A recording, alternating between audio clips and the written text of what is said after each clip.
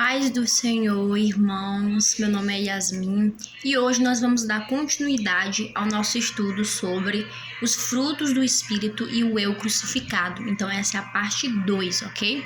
Então, no estudo passado a gente viu um pouco, sobre os frutos do Espírito, Que é os frutos do Espírito, O que são esses frutos do Espírito, Como é que o Espírito de Deus se manifesta na vida do crente, E qual é esse fruto, Quais são as obras da carne, enfim. Então a gente ouviu um pouco sobre isso, a gente aprendeu um pouco sobre isso. Hoje a gente vai dar continuidade ao nosso estudo, Falando logo, sobre o que é esse fruto do Espírito, Então, o fruto do Espírito, gente, como eu mencionei na aula passada, no estudo passado, o fruto do Espírito tem a ver, com uma coisa só, porque o apóstolo ele utiliza esse termo no singular, Então, o fruto do Espírito é.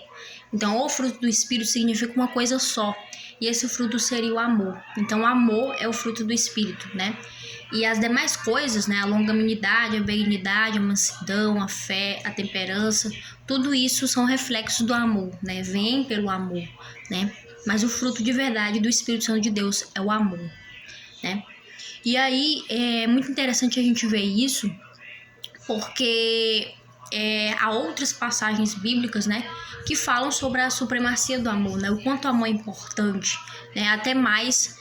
E Paulo diria, que o amor é até mais importante do que os próprios dons espirituais, Ele é o caminho ainda mais excelente.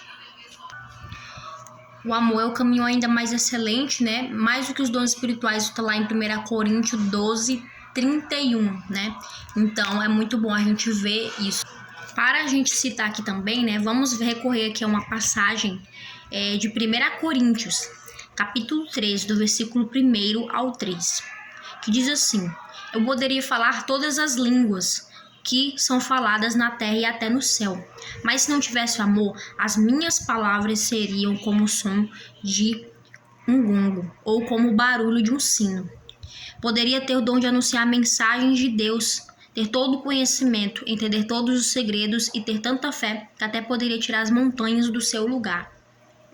Mas se eu não tivesse o amor, eu não seria nada.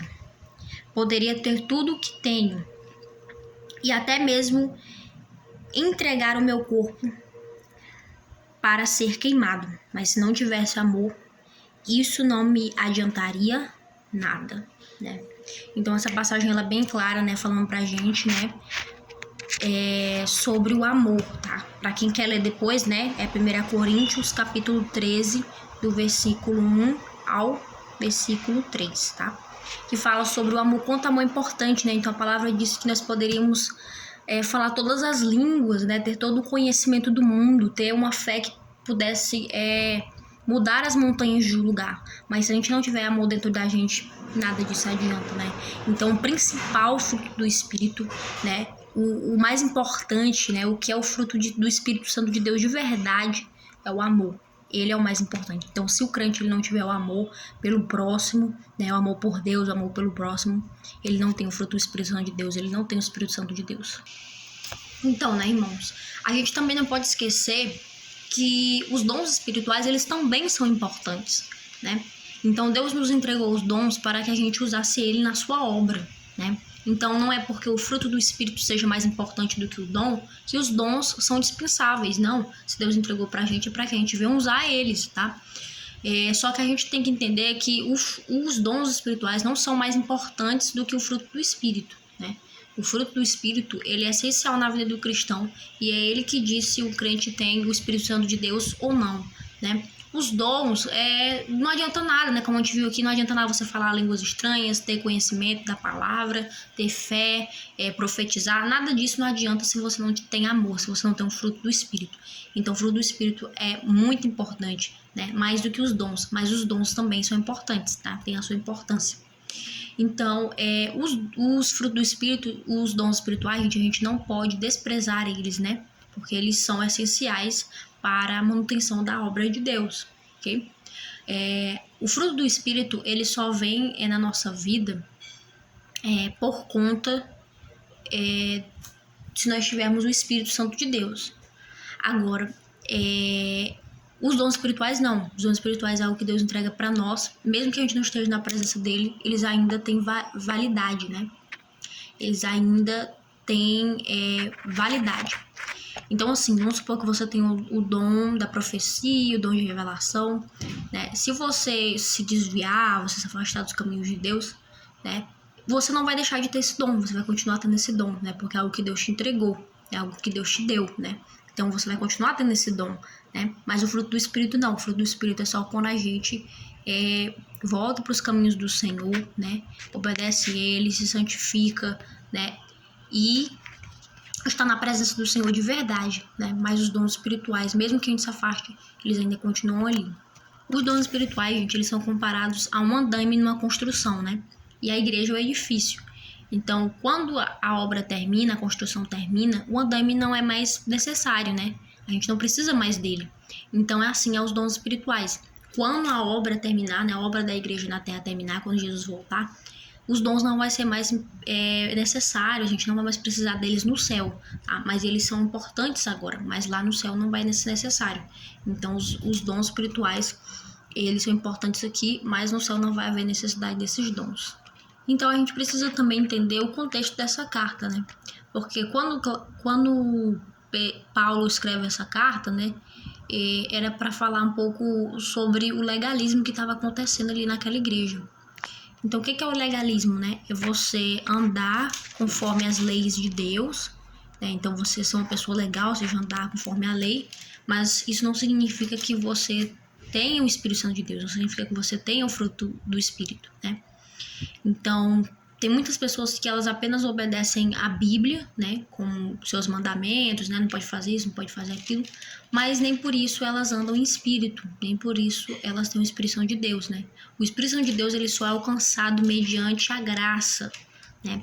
Então, para ser legalista, você só precisa andar conforme a lei, né, os mandamentos. Agora, para ter o Espírito Santo de Deus, você precisa ter a graça de Jesus Cristo, né? Você precisa buscar, fazer por onde isso acontecer, né? E aqui a gente tem um versículo que se encontra no livro de Gálatas, capítulo 5, do 16 ao 18, que diz assim: quero dizer a vocês o seguinte, deixem que o Espírito de Deus dirija a vida de vocês e não obedeçam aos desejos da natureza humana. Porque o que a nossa natureza humana quer é contra o que o Espírito quer, e o que o Espírito quer é contra o que a natureza humana quer. Os dois são inimigos, e por isso vocês não podem fazer o que vocês querem. Porém, se o Espírito de Deus que guia vocês, então vocês não estão debaixo da lei, né? Então a palavra de Deus é bem clara. A palavra de Deus é bem clara, né? Então, para ser legalista, você precisa apenas obedecer os mandamentos. Para ter o Espírito, você precisa ter a graça de Jesus Cristo. E Paulo ainda diz, né? A gente deve ser guiado, a gente tem que deixar que a nossa vida seja guiada pelo Espírito Santo de Deus, né? E não pela natureza humana, não pela nossa carne, né? Então, irmãos, a palavra grega, sarx, né? Que significa carne. Perdão pela minha pronúncia, tá, gente? Minha pronúncia é horrível. Mas, enfim, a palavra grega chamada sarx significa carne, tem muitos significados na Bíblia, né? Pode significar o pecado, a fraqueza física, né? O corpo, enfim, o pecado, o homem, enfim. Tem muitos desse significado. Então, esse é o significado da palavra carne, né?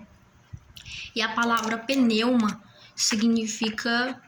Essa daí é mais fácil de pronunciar. A palavra pneuma significa espírito, né? E quando aparece essa palavra na Bíblia, pode significar vários tipos de espírito. O espírito de Deus, o espírito maligno, os espíritos imundos, né? O Espírito Santo, né? Então, a gente precisa prestar atenção nisso, né? E no versículo 24, Paulo fala que os que são de Cristo crucificam a carne com as suas paixões, né?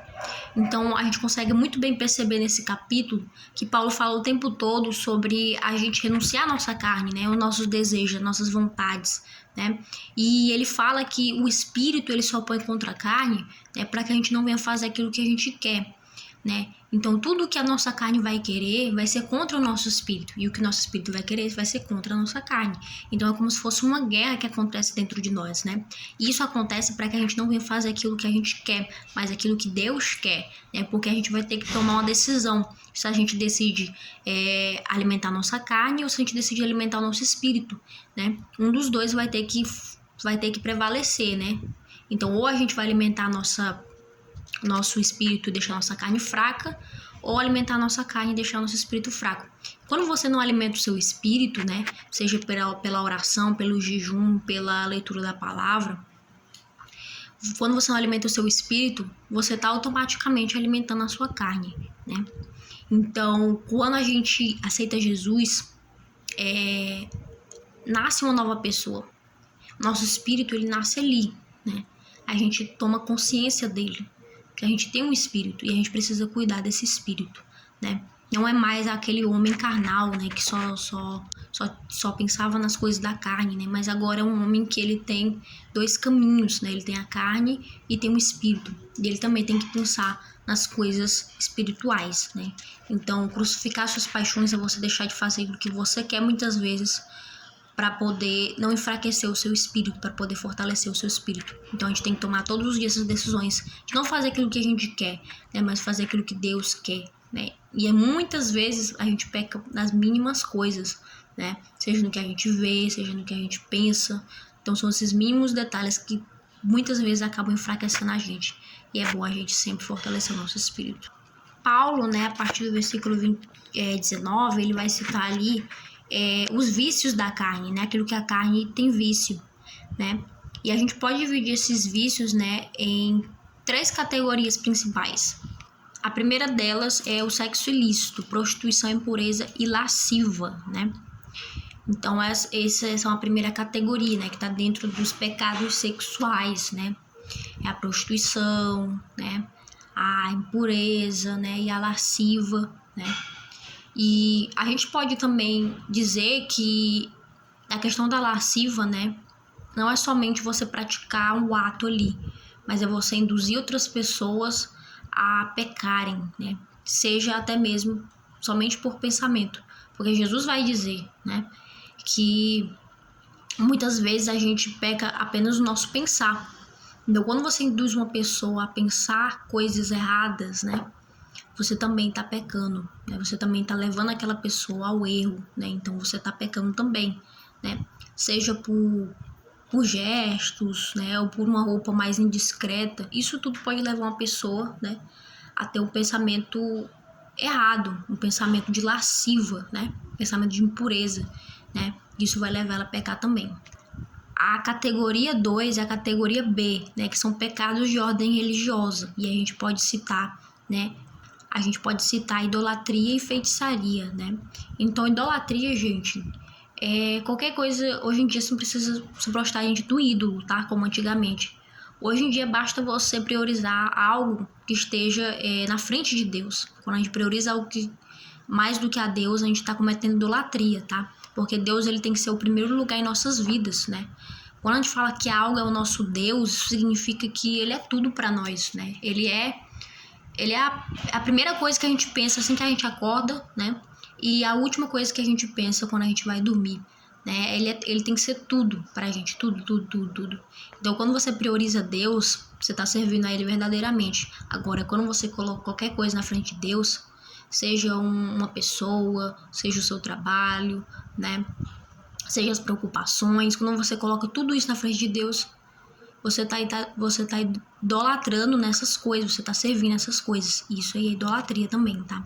Feitiçaria, né? A gente não precisa nem falar muito sobre a feitiçaria, né? A feitiçaria, gente, ela é mais você fazer, né, cultos, qualquer ação religiosa voltada para prejudicar a vida de alguém, né? Então, não precisa você ser do macumba, candomblé, nada disso, né? Existem pessoas dentro da própria igreja hoje em dia que fazem feitiçaria contra o seu irmão, né? Orando ao contrário, enfim, fazendo campanha, propósitos para prejudicar a vida do seu próximo. Então isso também é feitiçaria, né? E aí a última categoria é a categoria C, que são pecados de ordem social, né, que são inimizades, porfias, emulações, iras, peleias, dissensões, heresias, invejas, homicídios, bebedices e glutonarias, né?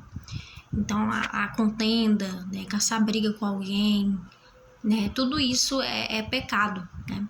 Então, o ideal é que a gente viva em paz, né? Que a gente tenha um convívio agradável com o nosso irmão dentro da igreja, né? É isso que Deus quer de nós, ok? E, gente, o fruto do Espírito Santo de Deus, ele se manifesta em tudo na nossa vida, né? Ele tem que se manifestar no nosso dia a dia, em quem nós somos, na nossa personalidade, no nosso caráter, né?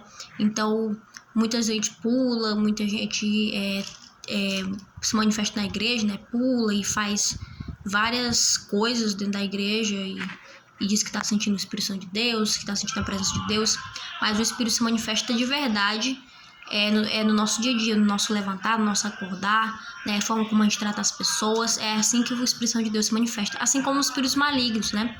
Quando uma pessoa vem se manifestar na igreja, aquilo dali é só uma prova, né? É uma prova mais clara de que aquela pessoa tem um espírito imundo, mas o espírito imundo já vai acompanhando ela, né? Em tudo que ela faz, no dia a dia dela, da forma como ela fala, a forma como ela age, a forma como ela pensa, a forma como ela trata os outros. Então, todo o espírito, né, seja ele imundo ou seja ele o Espírito Santo de Deus, né, ele tem que ser manifestado no nosso dia a dia, nas nossas ações. Amém? Então, essa palavra eu quero deixar para os irmãos e ficam todos na paz do Senhor.